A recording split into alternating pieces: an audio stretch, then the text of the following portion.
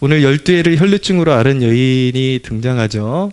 12해를 12년을 혈루증을 앓았습니다. 이 혈루증은 이제 유출병이라 그래서 이제 여성들이 이렇게 하혈을 하는데 이게 피가 멈추지를 않는 그런 질병이죠. 그래서 어느 날 이제 이 여인이 멀쩡하게 살다가 그 불행이 시작된 거예요. 근데 이 레위기 15장에 보면 이 유출병이라고 이렇게 표기가 돼 있는데 굉장히 부정한 자로 여겨졌습니다. 이 병에 걸리게 되면은. 그리고 그 몸 자체가 굉장히 부정한 상태에 있기 때문에 그 유출병이 있는 사람이 어디 앉게 되면은 그 앉은 자리가 다 불결해지는 거예요. 그 사람이 어디 앉는 장소 이런 것들이 다 불결해지기 때문에 부정한 자로 여겨지고 그 이스라엘 사회 속에서 고립될 수밖에 없는 그런 이제 불행한 존재로 살아가야 했던 것입니다. 그래서 이 여인도 이 질병을 12년 동안 앓으면서 스스로 고립되고 마음이 무너져 있었고 또 스스로 불행한 존재라는 생각이 끊이지 않았을 것입니다. 근데 오늘 말씀해 보니까 또 많은 의사들을 겪었지만 그 병이 더 중하여졌다라고 말씀하고 있죠. 고침받고 싶었지만 고침받을 수 없었고 오히려 더 악화되어서 세상에서는 전혀 소망을 찾을 수 없는 상태가 되어버린 것입니다. 사실 이런 현상들이 왜 나타나는가? 인류가 하나님을 떠나서 사망과 저주 아래 놓여 있기 때문에 나타나는 현상인 것입니다. 그렇지만 이런 영적인 질병이 겉으로 이제 돌출되어서 표현이 되고 터져 나올 때에 어떤 사람들에게는 그것이 더 축복이 되어서 그것이 하나님께로 돌이킬 수 있는 가장 좋은 상태로 놓이게 되는 그런 상태라는 것을 알게 됩니다. 여기에 이제 인간의 이론으로 설명하기 힘든 무언가가 개입하는데 여기서 이제 예정이라는 것이 나올 수밖에 없고 하나님의 주권적인 선택하심이 거기서 개입될 수밖에 없는 것인데 그 비밀을 인간의 말로 다 풀어낼 수는 없습니다. 삼위일체를 인간이 인간의 용어로 다 풀어낼 수가 없듯이 하나님의 택하심이라는 것도 알고 보면 우리 눈에 보이는 우리가 사는 세상 속에서는 인간의 결단이 다 필요로 하고 분명히 인간이 하나님 앞에 나와야 될 책임이 다 주어지는데 그런데 그것조차도 이렇게 큰 그림으로 보면 하나님의 사랑이 선행되지 않고는 그 일이 일어날 수 없다라는 그 오묘한 진리를 발견하게 되는 것이죠. 그래서 이런 어떤 영적인 질병이 몸으로 터져나오고 그리고 삶이 붕괴되는 일로 이렇게 가시화되었을 때에 그것이 어떤 사람에게는 굉장히 하나님을 만나는 축복이 될 수가 있는 절호의 기회가 되고 어떤 사람은 바로 그냥 멸망해버리는 그것을 왜 그런지는 우리는 우리가 그냥 성경에서 읽고 있는 그 하나님의 택하심이 그 뜻이다라는 용어 외에는 우리가 달리 표현할 수 있는 길은 없는 것입니다. 그러나 분명한 것은 하나님이 택하심이라는 것은 사실은 그건 최후에 우리가 판단할 수 있는 문제고 하나님이 우리 눈에 가려놓으셨다라는 것이죠. 누가 택함 받은 자이고 누가 버림받은 자인지는 알 수 없기 때문에 우리에게 주어진 사명은 무엇이냐면 우리가 스스로 누구는 택함 받았고 이 사람 버림받았다라고 우리가 판단할 권리가 없습니다. 그래서 무조건 복음을 전해야 되고 또 우리가 복음을 들을 때 우리의 책임은 무엇이냐면 무조건 복음에 반응해야 될 책임을 우리가 지고 있는 것이죠. 그러나 마지막 결정적인 순간에 내가 구원받았다면 그 공로는 나에게 돌릴 여지가 전혀 없는 것이고 나는 전혀 기대치 못했는데 하나님이 나에게 사랑을 입혀주셔서 구원받았구나라고 고백할 수밖에 없는 그런 이제 상태로 가게 되는 것입니다. 그래서 이 여인 같은 경우는 사실은 이 유출병이 이렇게 오래 지속된 게 너무나도 감사하게도 하나님께로 돌이킬 수 있는 가장 좋은 상태에 놓이게 되었던 것입니다. 오히려 이렇게 어떤 질병이 겉으로 터져오르고 그리고 삶이 붕괴되고 이런 것보다 더 무서운 게 무엇이냐면 그 영적인 고름이 표출되지 않는 것, 그대로 그 인간의 그런 내면에 그 보이지 않는 곳에 묻어서 표출되지 않을 때는 자기가 병자가 아니라고 생각하거든요. 예수님은 병자를 위해서 오신 분이죠. 죄인을 위해서 오신 분인데 그것이 표출되고 뭔가 터져 나와야 아, 내가 죄인이구나, 내가 고침받아야 되는 병자구나 라는 것을 깨닫게 되는데, 정말 무서운 것은 무엇이냐면 그 고름이 어딘가로 표출되지 못하고 계속 내재되어 있을 때에 그 사람은 자기의 죄됨을 깨닫지도 못하고 자기가 고침받아야 될 존재라는 것도 깨닫지 못하고 결국 언젠가 멸망의 길로 걸어갈 수밖에 없게 되는 것입니다. 근데 이 여인이 그렇게 12년 동안 고통을 받고 있었는데 좋은 소식이 들려왔습니다. 27절을 보십시오. 27절에 보면 예수의 소문을 듣고 라고 말씀하고 있죠. 예수의 소문을 듣고, 좋은 소식이 무엇인가? 바로 예수님에 대한 소식이었습니다. 이 여인에게 사람들이 막 소문을 전하는데 예수님이 가시는 곳마다 막 병자가 나음을 받고 막 죽은 자가 살아나기도 하고 눈 못 보는 자가 눈을 뜨기도 하고 막 이런 소문이 도니까 그분을 만나면 내가 고침을 받을 수 있겠구나라는 그런 이제 소망을 갖게 된 것입니다. 자기도 모르는 사이에 그 마음 가운데 믿음이 돋아나기 시작한 것입니다. 근데 이 여인은 너무나도 확고한 믿음에 사로잡혀 있었습니다. 저는 생각합니다. 이따금씩 생각하는데 저의 건강 그리고 꿈을 송두리째 잃어버렸던 날이 있었는데, 그렇게 좌절했던 날에 예수님이 아니었다면 저는 살 이유를 찾을 수 없었을 것 같습니다. 예수님이 아니었다면 어디에서도 더 이상 살아갈 이유를 발견하지 못했었을 것 같습니다. 여러분, 신앙에 연단이 있다, 신앙생활은 연단이다 그런 말들을 우리가 많이 하지만 저는 단연 복음은 희망을 주는 것이 가장 우선이라고 생각합니다. 할렐루야. 예, 저는 복음은 당연히 희망이 가장 최고봉이라고 생각을 합니다. 저는 솔직히 기독교 안에, 복음 안에 예수님을 따라가는 삶에 십자가의 삶이 있다 그러지만 주구장창 고난만 있고 고문받는 것 같은 그런 인생이라면 저는 견디지 못할 것 같아요. 그러나 복음이 복음인 이유는 무엇이냐면 하나님의 말씀도 그것을 증명하고 있고 제가 경험해 본 바 우리의 인생에 고통이 있지만 넉넉히 그것을 이길 수 있는 희망이 있고 또 우리를 고치시는 역사가 있기 때문에 복음이 복음인 것이지, 우리에게 그냥 고문만 있고 고난만 있고 연단만 있다면 그게 과연 복음일까 싶은 생각이 듭니다. 그러나 감사하게도 복음은 말 그대로 우리에게 기쁜 소식이고, 영적인 저주와 소망이 없는 사람들에게 말 그대로 소망이기 때문에, 희망이기 때문에 복음이 복음인 것입니다. 할렐루야. 솔직히 교회에서 십수년을 예배 드리지만 강단에서 이렇게 선포되는 설교 내용, 여러분들 이렇게 인상적으로 기억나는 설교 몇 편이나 있으십니까? 저는 청년 시절에 회심하고 나서 그렇게 은혜 받고 뜨거웠는데도 목사님들 설교 중에 지금 기억나는 게 거의 없어요. 이게 현실이더라고요. 현실인데 단 한 가지 기억나는 설교가 있습니다. 그것도 다 기억나는 것이 아니라 그때 제가 청년 시절에 목사님이 설교하셨던 단 한 소절, 그것이 여지껏까지도 제 기억에 선명하게 남아있는데 그 한 소절이 제 영혼을 살렸습니다. 그것이 무엇이냐면 그때 당시에 목사님이 그런 말씀을 하셨어요. 복음이라는 것은 어떤 것인가? 난지도라는 쓰레기장에 사람들이 거기에 계획을 세우고 난지도를 흙으로 덮고 거기에 나무를 심으니까 거기에 다시 새들이 깃들고 그리고 짐승이 깃들고 이렇게 쉬어갈 수 있는 생명력이 그런 충만한 땅으로 변화되는 것처럼 예수님이 바로 그런 분이다. 쓰레기 같은 우리의 인생에 오셔서 예수님이 보혈로 덮어주시면 승리하는 인생이 되고 다시 망했던 인생이 일어서고 꽃 피우고 그것에 생명의 역사가 일어나는 것이 복음이다.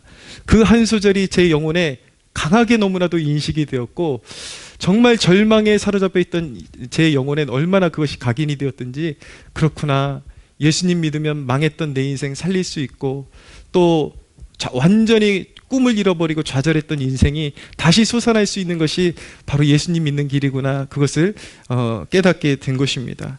여러분, 예수님은 망했던 우리의 인생을 살리시고 영적으로 망하고 육적으로 망하고 모든 망했던 인생을 다시 살리시고 일으키시는 분이 바로 예수님이심을 믿으시기를 바랍니다.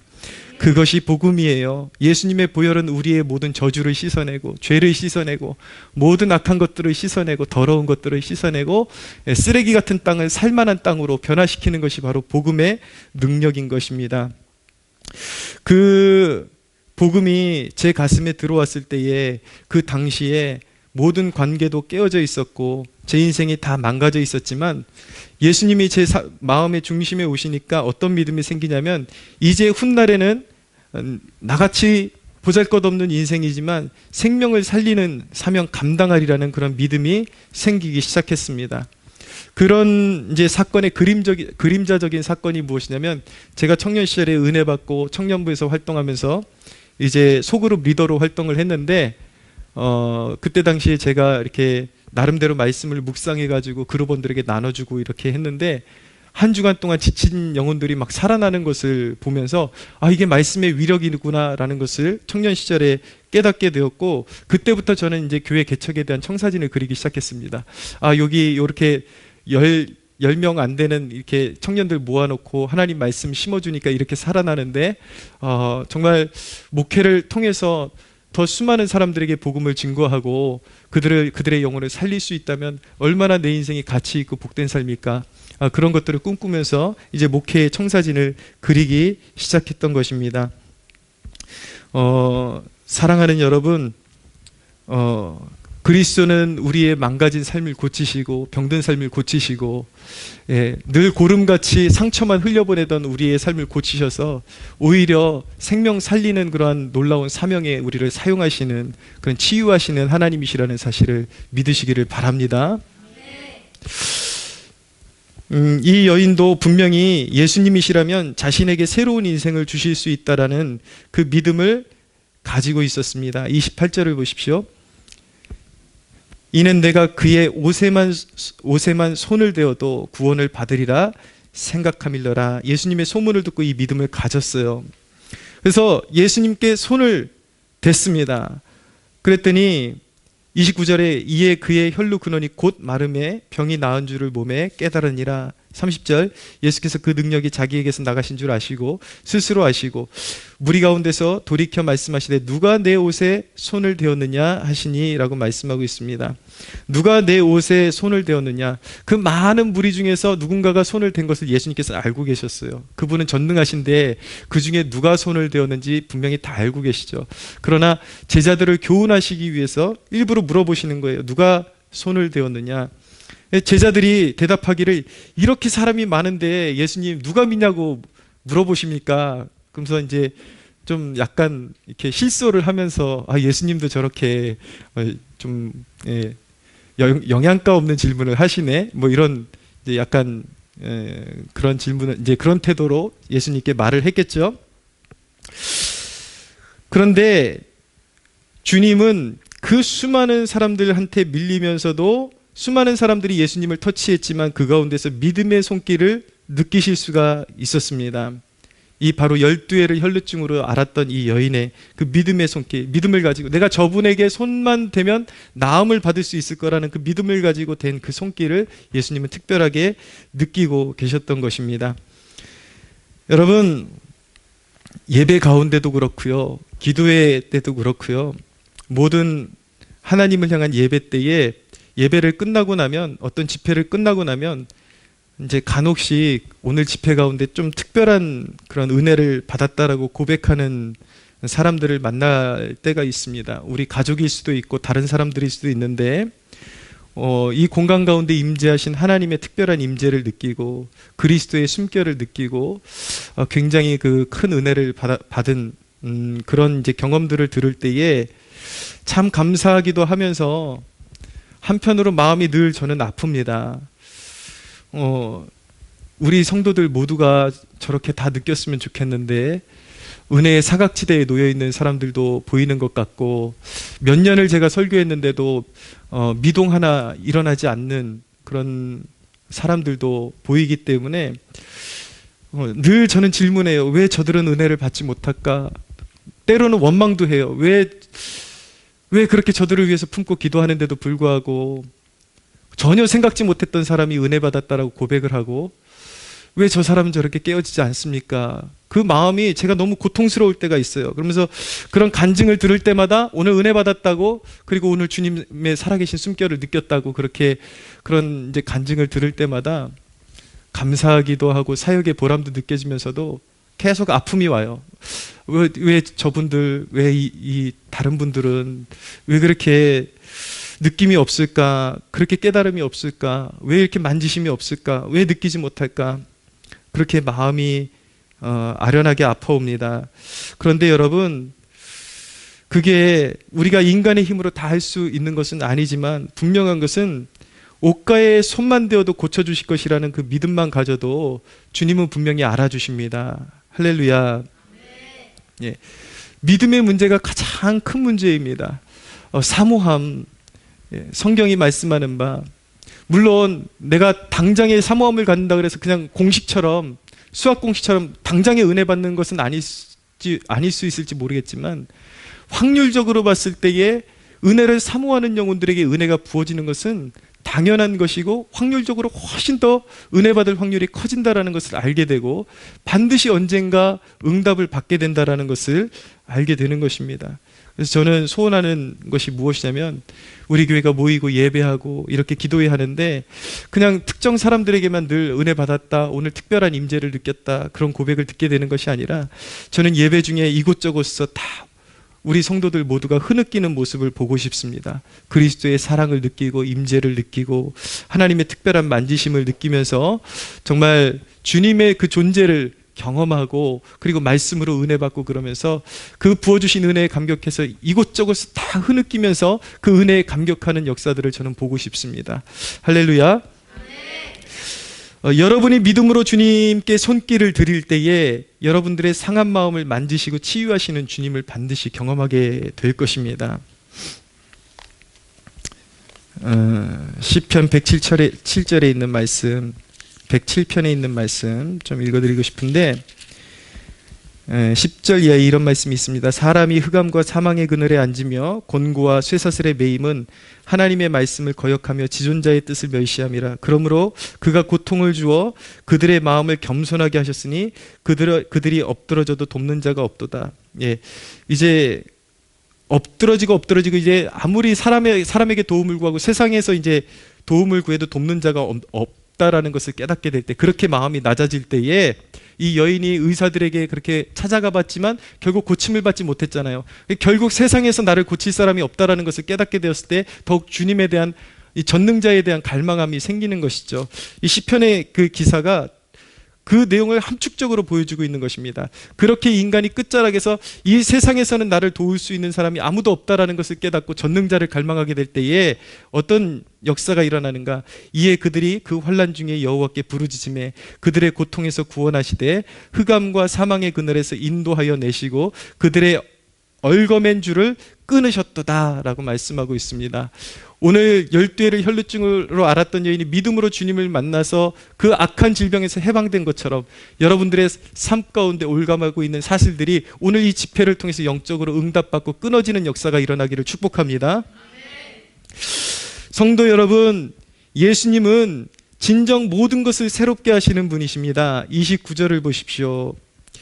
29절에 보면 이에 그의 혈루 근원이 곧 마름에 병이 나은 줄을 몸에 깨달으니라 라고 말씀하잖아요. 주님의 만지심을 경험하는 순간, 여기서 만지심이라는 것은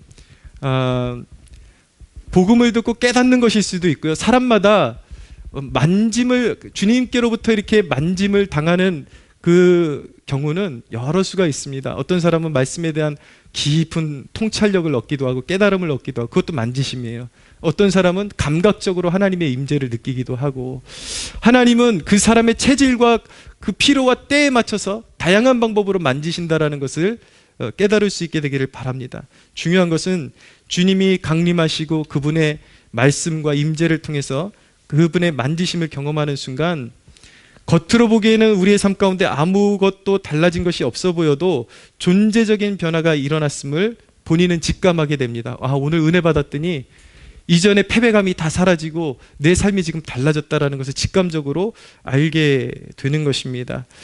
여러분, 죄 씻음과 주님께 용납됨의 축복이 세상 그 무엇보다도 귀함을 깨닫는 축복이 있게 되기를 바랍니다. 여러분, 교회에 상처받아서 오는 분들이 있거든요. 이게 이렇게 어떤 특정한 분들이 오시면 꼭 어느 교회에서 상처받아서 왔습니다라고 이렇게 말하는 분들이 있는데, 안타깝게도 그렇게 하는 사람들 가운데 10명이 있다고 치면은 8명에서 9명은 자기 문제인 경우가 더 많습니다. 그러니까 아예 그 교회가 아예 그 사람의 상처를 외면하는 것이 아니라 진짜 잘못된 교회에서 상처받고 온 경우들도 있어요. 그래서 오셔가지고 정착을 잘하고 열매 맺는 그런 분들도 있는 것은 분명히 사실이지만, 안타깝게도 비율적으로 봤을 때에 10명 중에 8, 9명은 자기 문제라는 것을 알게 됩니다. 그래서 저는 함부로 이렇게 선뜻 대답을 못하겠더라고요. 정말 그렇게 고통받으셨군요. 못하는 게, 이제 그 상처를 받았다는 사람들이 불과 한 1년 미만 몇 달 안에 보면은 자기의 그런 본 모습을 그냥 드러내는 경우가 훨씬 많습니다. 그래서 상처받았다 그러지만 별일도 없었는데 자기 혼자 그런 상처받는 어떤 인자를 가지고 있는 것 같아요. 그래서 뭐에 싹 흘리게 되면 또 뒤집어져서 전 교회에서 상처받았다라는 그 상황이 또 반복되는 그러한 일들을 보게 됩니다. 그래서 이 사람들의 특징이 뭐냐면, 특별히 무슨 특별한 계기가 있는 것도 아닌데 그냥 가만히 놔둬도 스스로 병들고 또 숨어드는 그런 현상이 벌어진다라는 것입니다. 그래놓고 꼭 하는 행동이 무엇이냐면 자기 스스로 의의 성을 쌓고 고립되는 거예요. 그러면서 너무나도 안타까운 사실은, 그러면 이 교회에서 만약에 상처받았으면은 다른 교회라도 가서 잘 정착하고 열매 맺고 그렇게 신앙생활을 하면 참 감사한데, 저는 정말 그걸 원하거든요. 정말 우리 교회도 저도 실수가 있고, 우리 교회도 사람이 사람이 개입하는 곳이기 때문에 간혹 상처받고 나가고 그런 경우들이 있지만 저는 정말 제 마음 가운데 그들이 잘 되기 원해요. 여기서는 인간적인 이해가 안 맞아가지고 부딪혀서 나갈 수도 있지만, 딴 데 가서 저보다 더 좋은 목사 만나가지고 신앙생활 제대로 하고 뿌리 내리고 열매 맺기를 원하는데, 그렇게 축복하고 싶은데, 안타깝게도 그런 사이클을 가지고 있는 사람들이 있어요. 예, 딴 데서 상처받고 오면 여기서 한 몇 달 안에 그 증상이 또 드러나가지고 결국은 자기가 또 상처받았다 그러지만 지켜보는 입장에서는 그렇게 무례할 수가 없고, 그렇게 사람이 좀 이렇게 기본이 안 돼 있는 경우들이 참 많아요. 그래놓고 자기가 잘못해놓고 자기가 무례하게 해놓고 자기가 상처받았다 그러고 또 딴 데 도망가는데, 그래놓고 어디 가서 정착을 잘하고 열매 맺고 성장하면 좋은데 그게 아니에요. 또 자기만의 성을 쌓고, 역시 교회는 다 썩었어. 목사들 보니까, 경험해 보니까 다 하나같이 왜 그 모양이야? 그러면서 자기의 의로움으로 성을 쌓고 또 어디 교회 나가지도 않고 이제 이렇게 결론을 내려버리는 것이죠. 이제 나는 더 이상 나갈 교회가 없어. 이렇게 병들어가는 사람들이 생각보다 많이 있다는 것이 너무나도 안타깝습니다. 이것이 바로 유출병이에요. 그러니까 계속 자기가 치유받을 뭔가가 있는데, 자기 안에서 고름이 막 쏟아지고 있는데, 그 상처를 치유받아야 열매를 맺는 백성이 될 수가 있는데, 자기 안에서 그것을 해결 안 받지 못하고 주님이 인격적으로 만나는 그 과정 가운데 치유받지를 못하니까 교회만 옮기면 뭐해요? 상황이 반복되는데, 똑같은데, 어디 가나 똑같은 사람들이 있는데. 여러분, 치유받아야 합니다. 할렐루야. 자기만의 성을 쌓고 숨어들지 마십시오. 결코 열매가 없습니다. 여러분, 주님께 소망을 두고 주님의 권능을 경험할 때 이제 더 이상 고름을 쏟지 않게 될 것입니다. 여러분, 아프다고 여기저기 고름 쏟는 영혼 되지 않게 하시고 영혼들을 안아주는 삶을 살게 하소서라고 그렇게 기도할 수 있는 여러분들 되시기를 바랍니다. 이거는 그냥 단순히 여러분들에게만 제가 권면드리는 것이 아니라 제가 직접 경험해봤기 때문에, 저희 별 순환을 다 당하고 살거든요. 솔직히 성도들도 목회자들한테 상처 많이 받는다 그러지만 목사들도 이 가슴을 열어서 보여주면 칼자국이 되게 많아요. 촥촥촥촥 찔린 자국이, 성도들이 푹 찌르고 도망가고 그래가지고 여기저기 보면 다 꼬맨 자국이에요. 근데 예, 제가 중학교 때 우리 아버님 교회에서 막 성도들이 이제 막 목회자 쫓아내기도 하고 그러니까 어린 마음에 진짜 여러분, 성도들이 한번 독해지면 얼마나 독해지는지요. 요만한 비디오 플레이어도 우리가 가지고 이사 갈까봐 자기네가 사줬다고 그거 두고 가라고 막 집에 쫓아와가지고 그러는데, 어렸을 때 제가 그 광경을 보는데 이게 제정신으로 못 살겠더라고요. 그래서 제가 오직 하면, 제가 그 중학교 때 몽둥이를 갖다가 교회 피아노 그 뒤에 아래다가 숨겨놨었어요. 내가 언젠가 이 교회 돌아와서 다 그냥 다 작살내 버린다고. 그러고서 제가 운동을 시작한 동기가 사실은 교회 사람들 패 죽이려고 운동을 이제 시작한 거예요. 그래서 체대까지 갔다가 그렇게 된 거죠.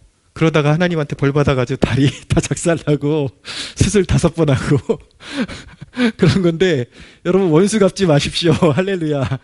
원수 갚으려고 그러다가 저도 이렇게 된 거예요.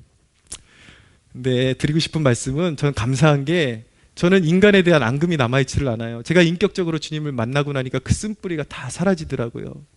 동일한 축복이 있게 되기를 바랍니다. 성도하고 목회자하고 갈등할 이유가 없잖아요. 우리 교회는 아름답게 동역하면서 그렇게 성장하는 그런 교회가 됐으면 좋겠습니다. 주님 앞에 여러분들 마음에 남아있는 앙금 계속 유출병처럼 쏟아내는 그것 때문에 열매 맺지 못하는 그거 오늘 치유해달라고 기도하십시오. 겸손하게 주님께 은혜를 구하면 반드시 큰 은혜 주실 줄로 믿습니다. 우리 하나님께 영광의 박수 올려드리겠습니다.